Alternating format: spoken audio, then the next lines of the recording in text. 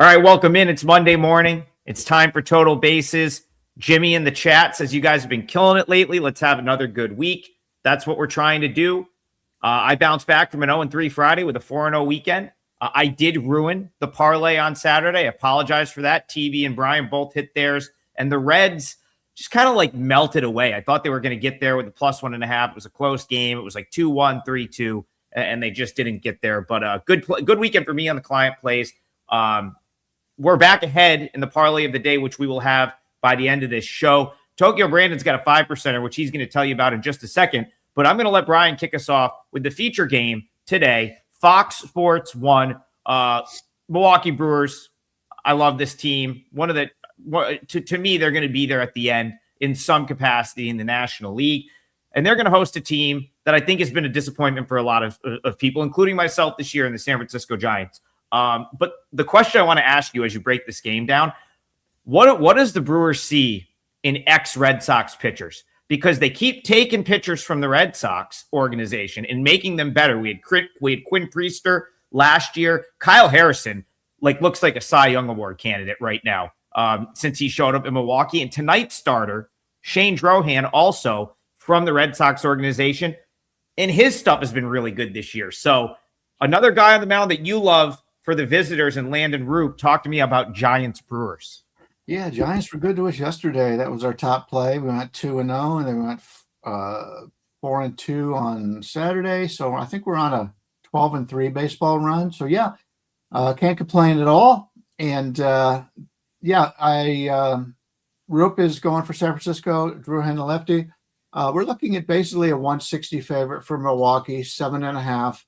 I've talked about this in the past where teams leave Colorado and it's a different environment because the balls are your off-speed pitches, your curveballs and things like that move a little bit more.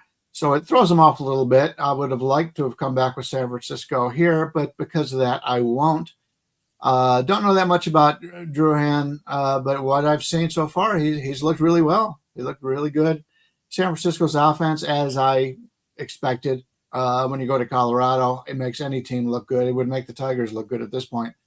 But they're out of there now. They're going against one of the best pitching staffs in baseball in Milwaukee. The line is about where I thought it would be. I thought we might find some value on San Francisco. I like Roop. I've said that before. We know more about him than what we do Drohan.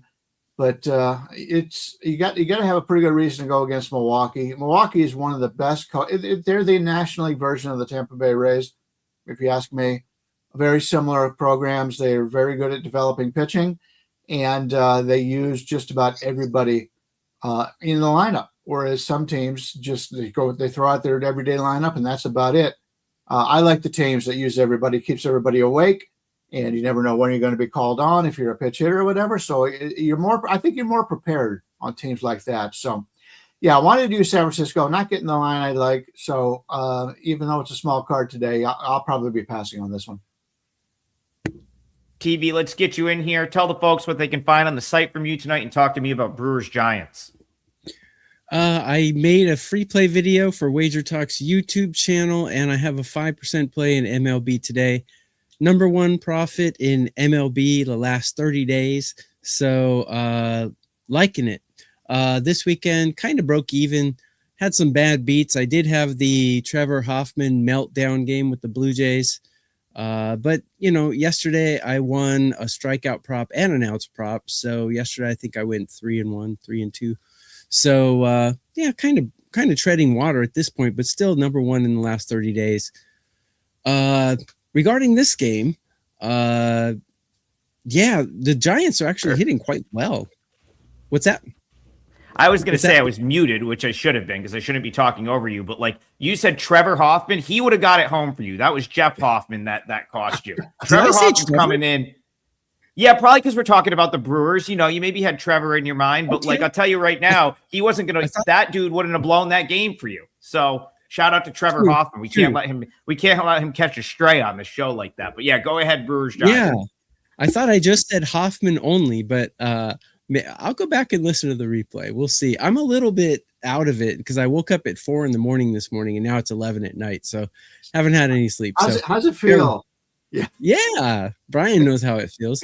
So Brian and I are old guys. Adam is still a young whippersnapper. So Giants are actually hitting better than the Brewers right now. I got Giants ranked 10 and I got the Brewers ranked 21. I like Raup in this matchup. He's got good numbers against the Brewers. And I got him ranked in the top 1/3 of major league pitchers. Drohan, don't know much about him, but I did take a look. He doesn't go deep into games, which means we'll probably see a healthy share of the bullpen today. I don't like San Francisco's bullpen. I got them ranked worse than 20 out of 30 in current form. I would take a shot on the Giants' first 5 money line, perhaps. What was it? Plus 130 or something? I don't think the Giants should be plus 130 here. Record-wise, yeah, the Brewers are a better team, but I think this lines up for San Francisco to maybe upset them, at least in the first 5. Yeah, so TB, you're not going to see Drohan really pitch super deep because he's been mostly a reliever the last couple years. So I thought last year at Worcester he did some of his best work out of the bullpen. He was again, he had a really good season at AAA last year for the Red Sox. So I was kind of surprised that they didn't find a way to keep him for another year because I really felt like he had a solid season, worked around an injury, but was very good for them last year. Now, in Nashville to start this year, they had him starting games, but since he's been called up, it's been mostly out of the bullpen. That being said, he's been very good. Month of May, a 1.72 ERA, hitters hitting a $1.75 against him with a 0.83 whip. So that's really solid. But you're right. How deep does he go here? How much, maybe once through the order, maybe he gets to the 4th inning. Brian, I don't know. Who do we get behind him? Maybe Chad Patrick for like some bulk? That's going to be the interesting thing is what the Brewers are going to do there. If you're looking at this game and you say, okay, well, Drohan's only going to go maybe 3 innings and you like the matchup against Patrick, like that's what makes this game difficult for me because let's say it was Chad Patrick in bulk and he was the starter and I knew I was getting Landon Roop and the Giants. I think I'm going to take the Giants at that price. Brian, you said the price was in line. I kind of think there's some value on San Francisco here and on the number.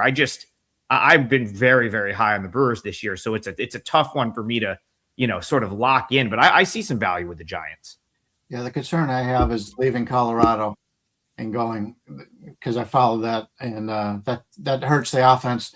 Maybe a correlated parlay if you like the Giants and the under, maybe get some extra juice out of it. But yeah, there's a lot of interesting games today in which I see one side on a game that has an advantage, but I also see the opposite team has an advantage somewhere else. So it's the first glance for myself, it's a tougher card. I think if I was going to bet the Brewers in this one, I would definitely go first 5. See if you can get, Drohan this month has not gone. He had 4 1/3 of bulk relief against the Cubs. That's his longest outing of the month. So my guess is 3 or 4 innings. So I think if you like the Brewers, I feel like you're getting better value first 5 because his numbers have been really good. The piggyback guy in this position, in this situation, I don't think is going to be as strong of an arm as Drohan. So I think if it was Brewers for me, I'd be looking first 5.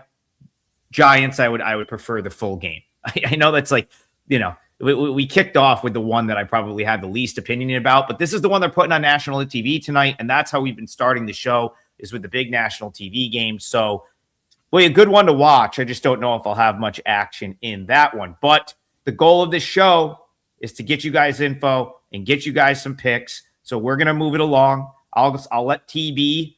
Vinny says he's already got your 5. He's already locked in on your 5% TB. Had a nice one on Friday. I was the only my 5%er on Friday suffered a terrible fate with the Orioles blowing a huge lead. Of course, they come back and win the last 2 days. But Brian got it done with a 5%er on Friday with the Padres, and TB got it done with a 5%er with the Rays. He's going for another one tonight. You should definitely grab that from him. Heading to the chat, let's go to this one. This is a good. That was talking about a game yesterday. We're gonna focus on games today. Okay, we can talk about this one. Let's go to Mark Lambert.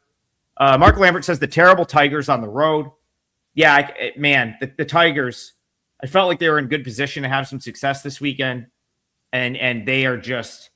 It sort of feels like this season is done for them at this point. Yesterday, they have the 1-0 lead. I think it was Kiter Montero that was pitching well. The second they take him out, they give the lead away, and they lose another close game. So, Tokyo Brandon, we talked about the Rays a second ago. You cashed with them for a 5%er on Friday.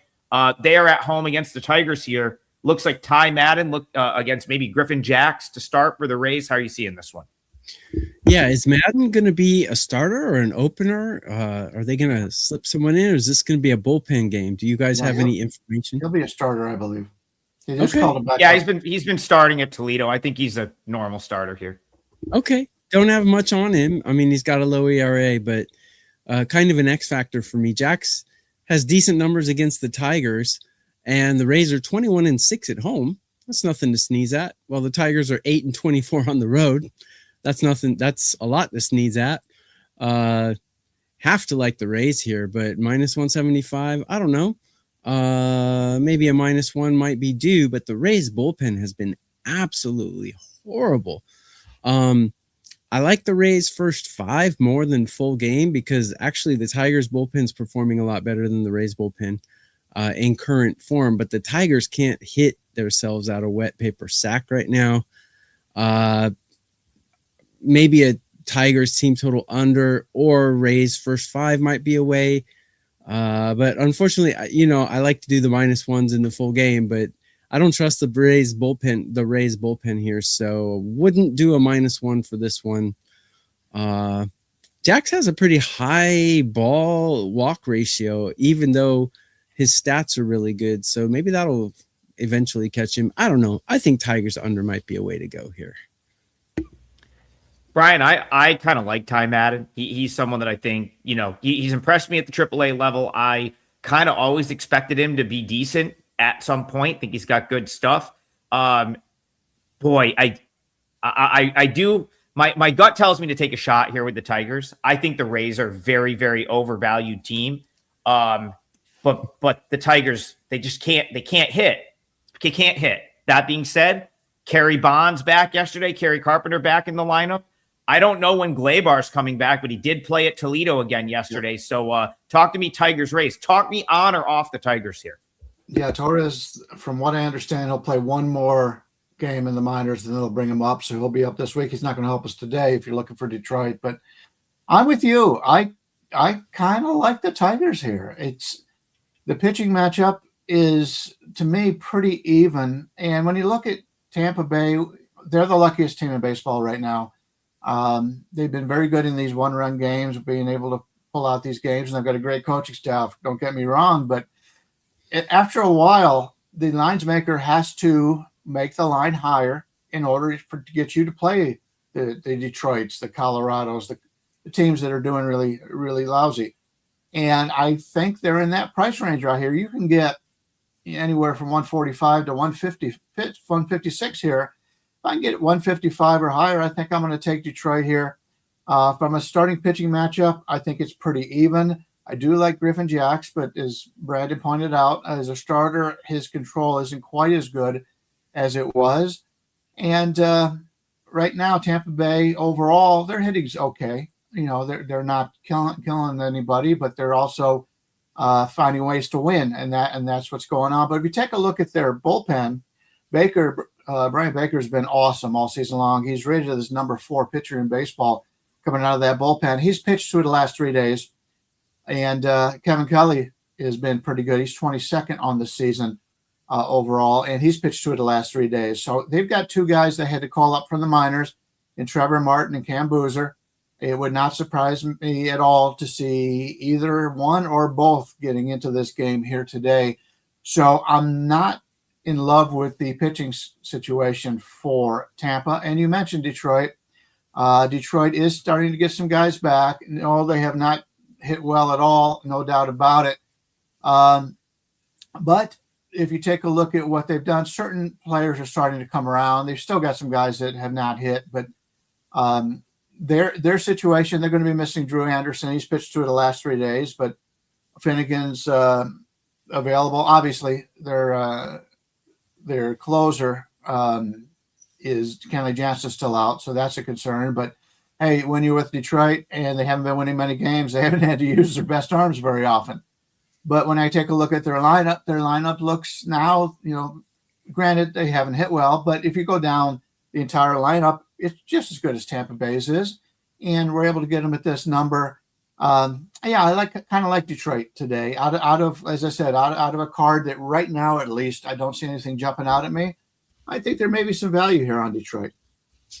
Brian, do you think, and we can go to TV for a quick, I'm curious to see what both of you think. Do you think Detroit is a bad team, or do you just think they've played badly to this point?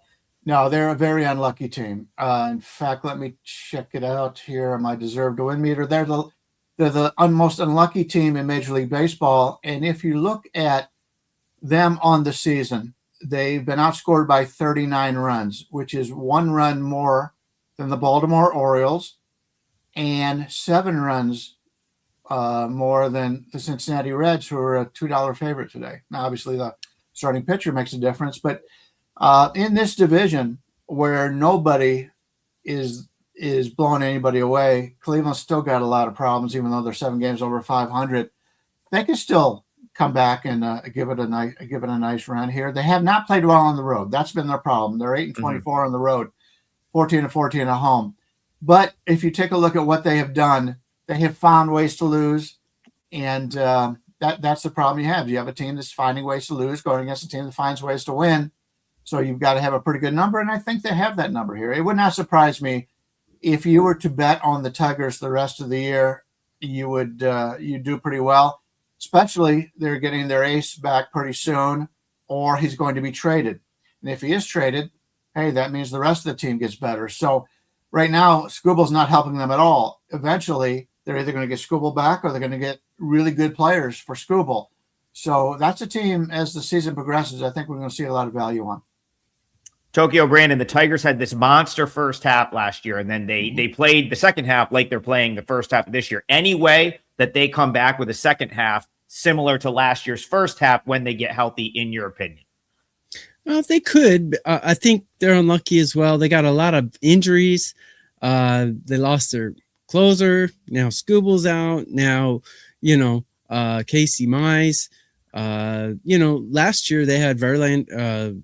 Did they have Verlander last year? They had, they've got a lot of injuries. I think that's part of it. And, just it's a buzzkill, when the whole team collectively has a buzzkill, everyone just dips down in motivation. And it's kind of what's happening with them. They're not hitting.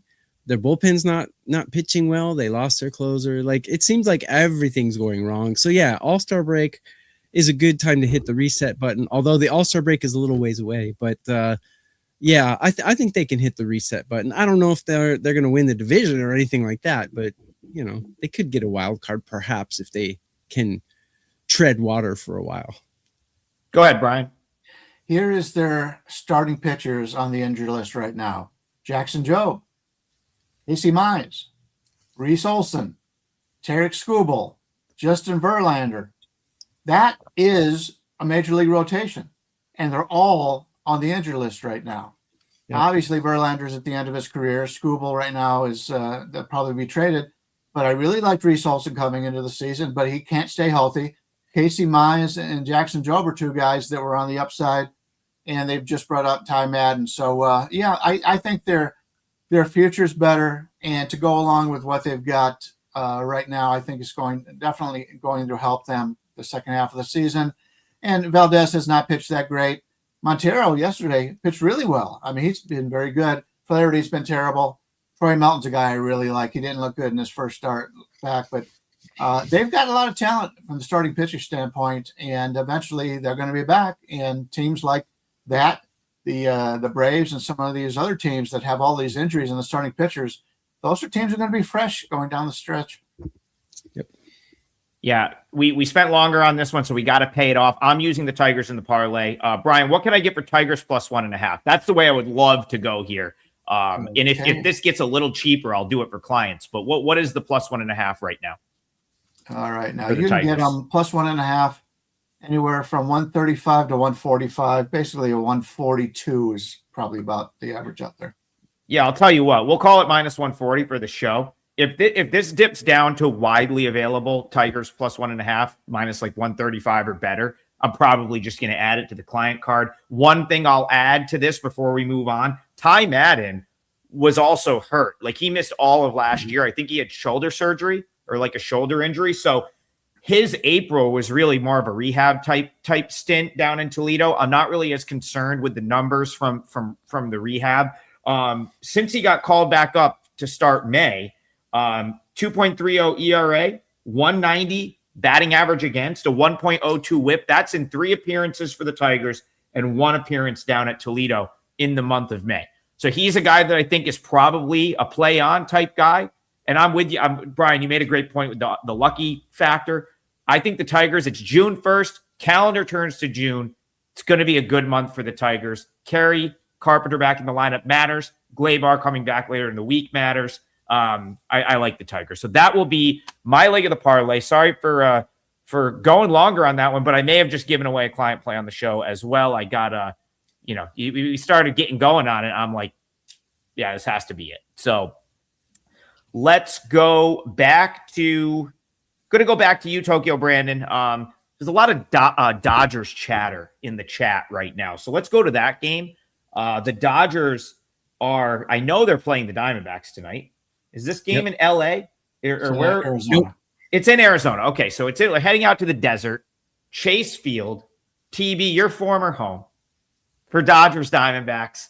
Talk to me about this one. Dodgers, D-backs. It looks like Sheehan, Erod. How are you seeing it? It's always my home. It will be my home forever, Phoenix, Arizona. I meant your former organization, but sorry. Yeah. So, yeah, this is a good, the Diamondbacks really let me down. I had their team total the other day and they got shut out. And then yesterday they scored, very little. I expected more from this lineup going into the weekend, and they kind of disappointed me. So taking a look at how these pitchers pitch against the team they're facing, Rodriguez has a 281 average against an 801 OPS against these Dodgers, while Sheehan does not have a large enough sample size to really make any judgment. So let's see. On my Twitter X, I've already put out my outs projections and my strikeout projections. And my outs projection for Rodriguez is 17 outs, which is 5 2/3 innings. I think he can get there. And Sheehan, I got him getting 15 outs, which is 5 innings. Yeah, I think he can get there as well. So I guess I would look for props in this one because I don't really trust the Dodgers after yesterday. I think it's I don't know. I can't read either one of these teams. So I would just base it on my pitchers versus batters in this one. Obviously, the Dodgers are the better team. The Diamondbacks have a really good lineup. I got them ranked 6th in MLB, but they've just let me down for 2 days in a row. And, I take that a little personally. So I'm probably not going to bet the Diamondbacks to be scoring here and watch. They're going to blow up for 12 runs. But, the Dodgers are the better team. They got their bullpens in pretty decent shape as long as they don't put Tanner Scott out there. And, I Dodgers would have to be the way to go, but the line is always favored towards the Dodgers. So I don't like them as much as the line likes them in this game. So I would look for a player prop in outs or strikeouts, something like that. Rollo 1376 says, what's the price for the Diamondbacks plus 1.5? Before I came on the show, it was like minus 125. Got to be honest. Thought that's kind of what I was gravitating toward, was maybe taking the extra run with the Diamondbacks. Brian, I was quite surprised that Arizona came away empty-handed from that Mariners series. The Mariners had swept the A's. I felt like they were vulnerable against the D-backs. It was a game, I believe we talked about it on Friday. Arizona having a little value. They did cover the plus 1.5 in the game that we spoke about. Were you surprised that they didn't get a single win over the weekend? And what do you take from that into this series with Arizona? I really don't get too surprised by any single series. You're going to have your ups and downs all season long. The only time I ever get surprised is a team like Colorado goes on the road and would win against a pretty good team. That's somewhat of a surprise because we've seen enough of Colorado struggling on the road. But Arizona, this is one of those rivalries that's one-sided. Arizona knows that the Dodgers are the team they got to beat in the division every year. And they get up for these games. And we've talked about Rodriguez in the past getting up for games that are important to him. We saw that going back to the tournament before the season. And as much as I like Emmett Sheehan, Rodriguez has been the better pitcher out of the two on the season. So you've got to give Arizona some sort of credit for that. TB mentioned Scott for the Dodgers. He's pitched for the last 3 days. He may not pitch in this one. They have plenty of other guys that they can pitch, but keep in mind that Teoscar Hernandez is out of the lineup. Now, he's not having a great season right now, but he's a lot better than Call. So that's a drop out of one of their key positions. So I kind of like Arizona here. You had mentioned questioning the +1.5. I think it's about 120, 125 at this point. But the current number is about the Dodgers are about anywhere from 150 to 160, something in that range. Total on this is 9, slightly to the under. I'm somewhat interested in Arizona, trying to look for a way to play them. Let me get a quick look here at the first 5, see if that helps us at all. You're getting about 125, 120 to 125 if you're playing them for the first 5. You can get 135 to 140 for the full game. And I'm not really sure this Dodgers bullpen, the way it's constructed right now, is that much better than Arizona. So maybe the full game is something that we can have a look at here. You can catch 140 out there right now, 137, something like that. So somewhat interested in Arizona. Don't know if I'll get there with them. But, Arizona's a better team that they'd shown. They're upset with their play in the Dodgers, as we've talked about in the past.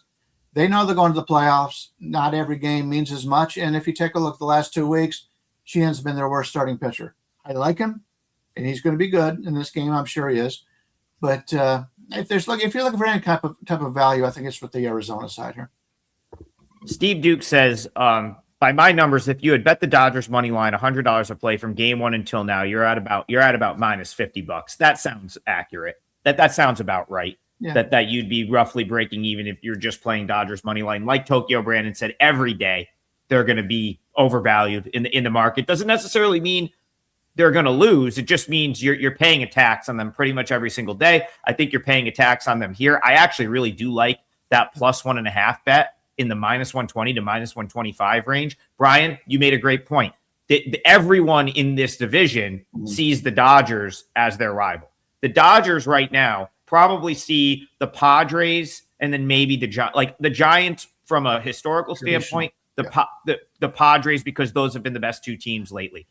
I don't think the Dodgers care about the D-backs the way like the D-backs fan base and like their like whatever cares about the Dodgers. So I would say that this game maybe has a little bit more juice for the Diamondbacks. And then when you compare the pitching, Eduardo Rodriguez, listen, he's one of these veteran dudes that knows how to pitch. They keep coming up on this show, and they're coming back into favor for me a little bit more. They don't really give up a ton of hard hit. Their stuff doesn't jump off the page. Not great stuff. Really not going to go out there and blow it by guys. And they are prone to the crooked number every once in a while.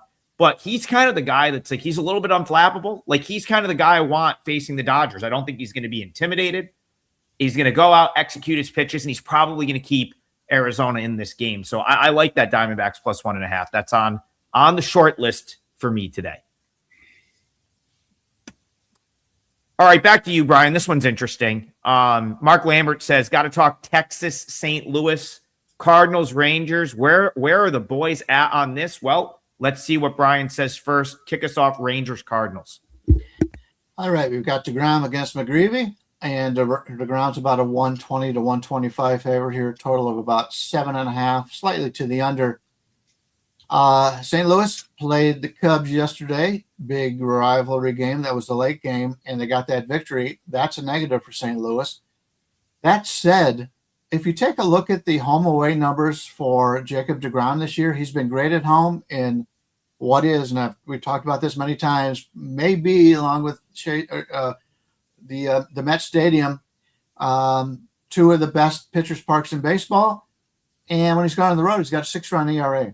Granted, small sample size, 30 innings, but still, you've got to base your plays on something. And so, needless to say, he has not pitched nearly as well on the road as he has at home. I don't trust this Texas offense. I don't think they're a very good offense. They're worse at home, but even when they go out on the road, they're just not hitting very well. McGreevy is he's very much like Abbott for Cincinnati to me. You take a look at his base stats and you go, I don't know, but his numbers are always good. He's as I said before, he's like a veteran pitcher in a young man's body. So I kind of like St. Louis here. You're getting him at home. I wish they'd have played it earlier yesterday so they'd had a little bit more time to come back. But hey, you just beat the Cubs. You beat them pretty handily, and you did it with really good pitching. So that's the side I would prefer here. Let me just take a quick look here at the bullpens. The Texas bullpen, Jacob Latz has been by far their best arm in the bullpen as of late. The rest of the guys have struggled. He pitched yesterday, but he only threw 8 pitches. The previous 4 games, they didn't use him. So that's a good thing at the end if they've got a lead. But take a quick look at St. Louis here, their bullpen. Riley O'Brien, Jojo Romero, George Soriano, Ryan Stanek, none of them have pitched the last 2 days. So they've got all their best guys available in this game. And if you take a look at what McGreevy has done, he has struggled a little bit the last 2 weeks, but on the season, he's ranked as the 64th best pitcher. So you're getting him off of a couple of bad starts. And I think, a lot of people are thinking the regression is probably hitting. I don't know. Maybe it has, but I'd be willing to take St. Louis here and get them at plus money at home. They've been very good at home so far this year. In fact, we take a look at St. Louis. They are 15-14 at home, 16-12 on the road. Texas is only 13-18 on the road. So St. Louis has been very consistent. Yeah, if I'm playing the home team here. TB, jump in here. Cardinals, Rangers. Couple people asking for totals opinions on this one. Do you have a total opinion on Cardinals, Rangers? Yeah, I think an over might be a good idea. Like Brian mentioned, DeGrom's numbers are not good on the road, and he hasn't looked. I've backed him in one of his last 2 starts, and he hasn't looked himself. Like he was this dominating guy, and he just doesn't look like that anymore. He's given up 12 earned in his last 3 starts, and he's even worse on the road. McGreevy, again, hard to read, but he's given up 9 earned in his last 3 starts. The only thing is, neither lineup's really hitting the ball well. Brian said he doesn't like the way Texas is hitting. I don't like the way St. Louis is hitting even more. Got him ranked 28 out of 30 teams. But I think the books, DeGrom is one of those pitchers that the books always misprice or give too much credit to. And I think we can take advantage of that today by taking a St. Louis team total over or a game total over here, because the books always, they treat DeGrom like he's Paul Skeens, and he's not. I mean, he is a good pitcher. I mean, his command and control is one of the best in the game. He's got a 16% walk rate. He only walks 16% of the guys he strikes out, which is an amazing rate. But I think the books give him too much credit. So maybe a Cardinals team total over or a game total over might be a lean for me in this one.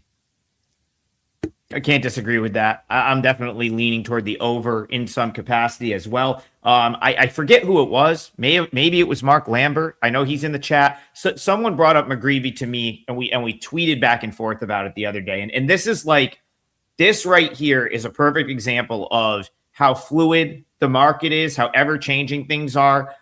Toward the end of last season, I talked about McGreevy being a guy that I was high on going into 2026. I thought he could potentially break out going into 2026. He has done that to this point. Relative to like where he was at last year, I think it's safe to say he has been a breakout so far this year. We're now 11 starts into his 2026 season. He's got a 2.98 ERA, a 1.09 WHIP. Like, that's very, very good through 11 starts. That being said, he's now starting to get priced like that. And so this is sort of where I get off the ride. Like, this is where I'm like, I'm kind of ready to go the other way with McGreevy. The underlying stuff is tough to ignore with him, and it's gonna catch up with him at some point. Expected ERA is 5.62. Expected batting average is 290. He only really throws 90, 91 miles an hour. So when you got a guy that throws 90, 91, the second that command isn't pinpoint, they're going to get hit. Fortunately for McGreevy, his command has been really, really good this year, but he's starting to get barreled up. That barrel rate starts to go up. You know, suddenly, like, it's what I'm saying is I think it's coming for him. I think there's some crooked numbers in his future probably. And TB, if he gives up a crooked number here, I think your over is good. I think first 5 over could be a look. Mm-hmm. Brian, I'm going to let you jump back in here. I don't know if I'm ready to take the Rangers off of kind of them having this great weekend, but that's sort of how I'm seeing this game. Go ahead. This is one of the reasons why I love doing this show with you guys, because somebody will say something and something will pop in my mind. TB talked about the Cardinals not hitting very well right now. Go back the last 6 games. 4 of those 6 games, they scored 1 or 0. Now, granted, they played the Brewers and the Cubs, 2 of the best pitching staffs in baseball. So that kind of lessens my thought process here on playing St. Louis a little bit. But yeah, it's, to me, I still like St. Louis here, but a little bit less than I did before because they are struggling. But hey, a lot of teams are going to struggle against the Brewers and the Cubs pitching staffs. True. Brian, I'll stay on you. Do you have a game you want to throw out there that maybe you're looking at for the parlay that we could talk about? Yeah, there's a few.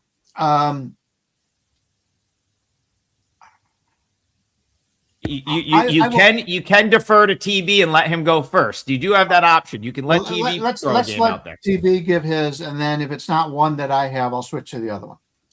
All right, TB, give us a game.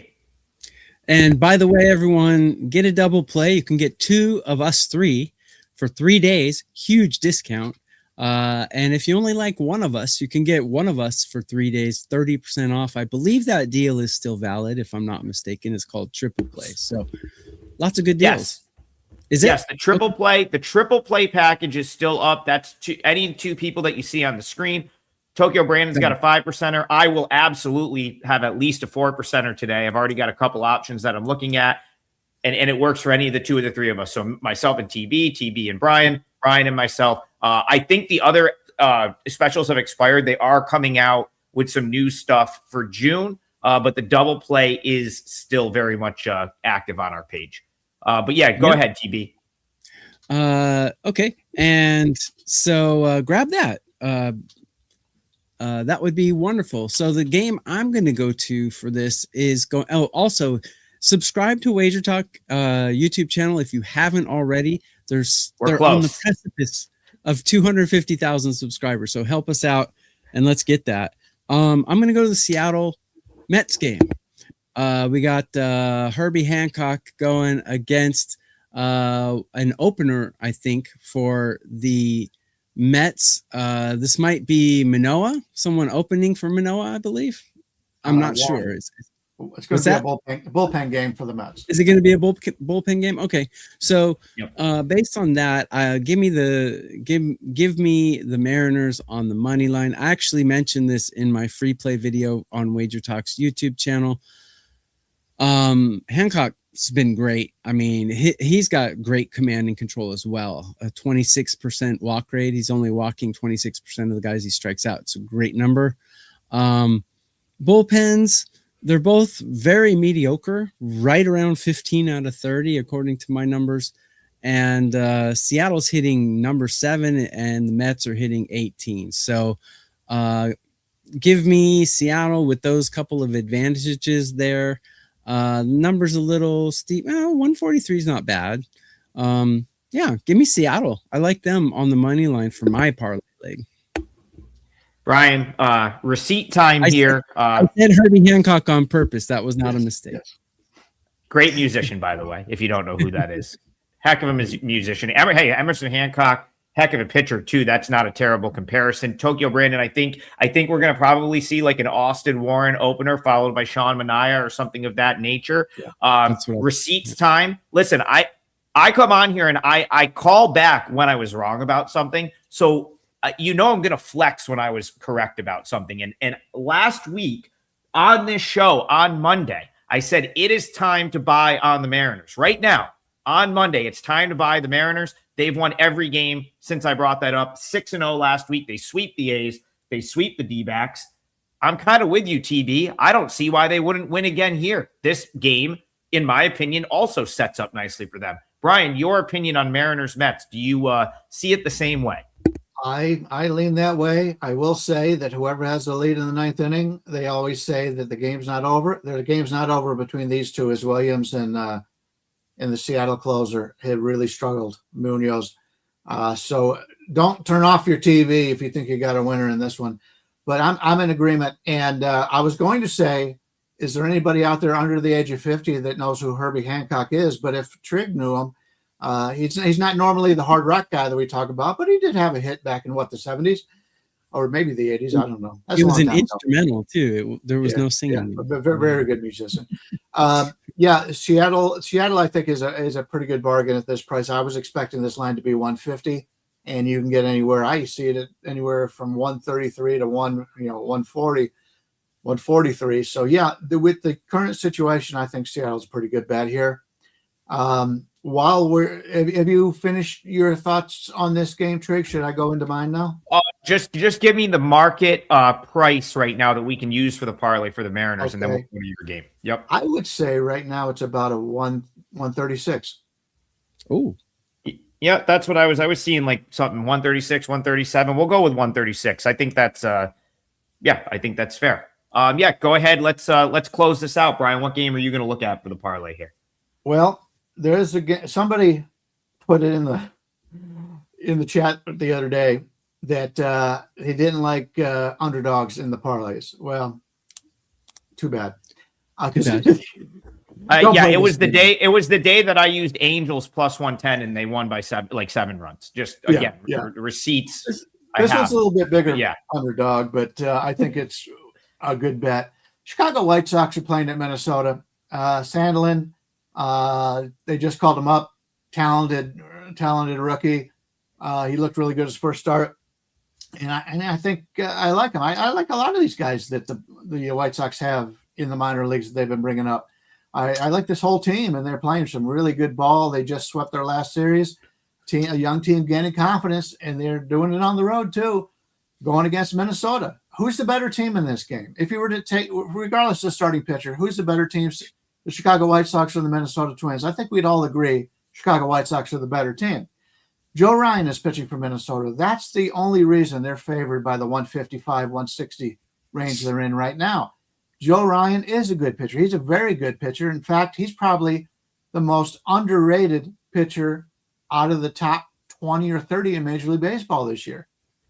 But he's still playing for the Minnesota Twins. I don't understand why Minnesota is a 155, 165 favorite here. The White Sox have proven they're the better team. I like Sandlin. Chicago is playing with confidence. They've been playing on the road. I like the underdog here. I know that nobody knows anything about Sandlin, and Joe Ryan is proven to be an excellent starter. I understand that. But I do not like this Minnesota offense, and I think Chicago's a better offense. And we talked about this the other day in a game that I had. Murakami is out, but they brought in the rookie. They brought that rookie, and I like him just as well. And he played first base yesterday for him. And so I like the Chicago White Sox team. They are still getting, they're not getting quite as much value as they were earlier in the season. But Minnesota does not deserve, I don't care. They got Cy Young on the mound today. There's no way I'm going to lay 160 range with the Minnesota Twins. I like the underdog, and we're getting anywhere from 135 to 145 here. I see a lot of 138s out there. Let's go 138. Chicago White Sox plus 138. I very much agree with what Brian said. The only reason that the Twins are this big of a favorite is Joe Ryan on the mound. Like that is there's no question that's the case. When I made my notes this morning, Tokyo Brandon, I was like, oh wow, they're literally just gonna bump this 40 cents, 30 cents because Joe Ryan is pitching. My crazy take here is that in the short term, the White Sox are not losing that much Jacob Gonzalez to Murakami. Now, if Jacob Gonzalez comes up and he doesn't end up hitting, then they do. But like, I like this kid. So like, I think if we're talking very small sample, I don't think there's really been a drop off for the White Sox. They won every game this weekend. Wasn't a drop off for them there. So TB, you've been pro White Sox too of late. Do you? How are you seeing Twins White Sox? Do you like the visitors here? Just let me throw in, I do have a 5% play up today, and on my Twitter X, I've already put out the strikeout and outs projections for the starters today. You're absolutely right. We've talked about this on shows in the past, but the bookmakers put a little too much emphasis on starting pitchers, and they also put too much emphasis on certain starting pitchers like Jacob deGrom and like Joe Ryan. If you look at Joe Ryan's stats against the White Sox batters, he's got a 50 at-bats against, a 300 average, and an 867 OPS, where I call 750 the Mendoza line. So these White Sox batters definitely can get to him. And the White Sox have the better bullpen, the better hitting. They don't have the better starter. So I don't think the White Sox should be underdogs, frankly. But I dug a little deeper into Joe Ryan's numbers, and there's one guy who does most of the damage, and that's Andrew Benintendi. He's 9 for 22 with a 409 average and a 116, 1162 OPS. And his hits, runs, RBIs prop over 1.5 is plus 110. I think that's a great bet. I put that out on my free play video. So Benintendi, hopefully he hits a little higher up in the average in the lineup. He's hitting like 7 or 8 right now, which I don't like. But he has hit this over hits, runs, RBIs in his last 2 games. So he's heating up a little bit. He's heating up that 600 OPS a little bit. So that's the bet I like in this one. Yeah. Free play for all you complainers. Yeah. Like I think the Twins probably deserve to be a slight favorite, but not to this point. They're right. Like there's just way too much stock being put in to the starting pitcher. And you know what? I keep seeing, like, this is another guy that came from the Red Sox organization, struggled at AAA last year, and is now gone to a new place and is having success. Like, I just wonder if what the Red Sox are doing is a very, like, they're looking for a specific skill set, and then they're just discarding guys if they don't fit the, like, what they're trying to do. Because this is another one. He got bombed in Worcester last year, and he has been unhittable in Charlotte, and now he had a great debut first start for the White Sox. Brian, you're nodding. Like, am I crazy to think that that's a thing? Yeah, the Red Sox, going back a couple of years ago, they decided any major leaguer can hit a fastball, so they wanted to get away from throwing fastballs. I agreed with it. But then they threw away half their guys that can throw fastballs. So, yeah, it's got to be something in the middle there for them. Hey, their big expensive starter, since they've got a guy opening for him, he's been great. So who knows? They're doing something right. Who knows? And they look really good against my Cleveland Guardians. Pitching coaches are really vital to the coaching staff. Yes. More than hitting coaches, because pitchers are very mental dudes. If you get a pitching coach that makes them feel comfortable, it does worlds of good. That's why Tampa Bay, Miami, they always have good pitching staffs, always. And when guys move from team to team, when guys move from team to team, Tampa Bay, Miami, they're always good there where they weren't good before. So pitching coaches are crucial. I mean, this dude had a 7.61 ERA in Worcester last year with a 2.03 whip. Since showing up in AAA Charlotte this year, because I do think he had an injury at the beginning of the year, so he rehabbed a little bit in high A. He made four appearances at Charlotte, a 200 batting average against, a 125 whip. They called him up, and then his first start for the White Sox, I think he fired like 6 scoreless of like 1 hit ball. I mean, but that type of stuff's undervaluing these guys, because people look and they're like, who's this guy? Oh, he got crushed last year in the minors. But it's like if the Red Sox are forcing you to throw things that you're just not comfortable doing, I mean, the list is getting longer. Quinn Priester, destroyed at Worcester. Great for the Brewers. Kyle Harrison, destroyed in Worcester. Gonna throw his name into the Cy Young mix this year. That might be something I just start betting on. Every time the Red Sox get rid of a guy and then someone else grabs him, like that might be an angle. And that's what David Sandlin is. So we'll see. Hopefully it works out for Brian tonight.